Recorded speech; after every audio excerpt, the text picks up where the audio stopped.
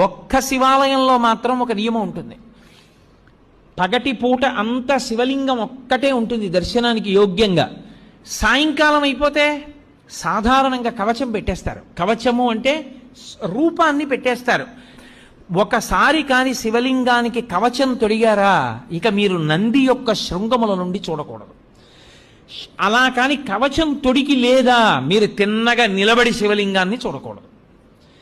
అప్పుడు చూసేటప్పుడు మాత్రం మీకు అదృష్టం పండిందని గుర్తు. కవచం పెట్టకముందు మీరు శివాలయంలోకి వెళ్ళారంటే మీ భాగ్యం పండిందని గుర్తు. ఎందుకో తెలుసా?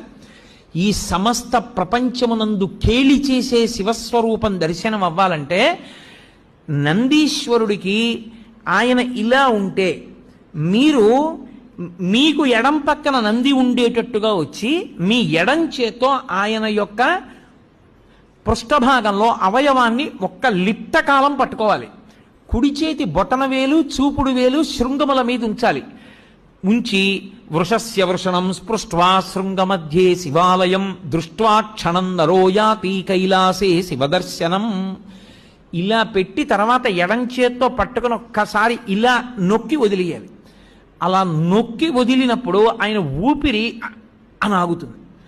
ఆయన ఊపిరిలో సయ్యాటలాడుతుంటాడు ఊయలలో శివుడు. ఆ ఊయల ఆగుతుంది. ఆగినప్పుడు ఆ శివలింగాన్ని ఒక్కసారి చూసిన వారెవరో వాడు కైలాసమునకు వెళ్ళి పరమేశ్వర దర్శనం చేశాడని వేస్తారు ఖాతాలో.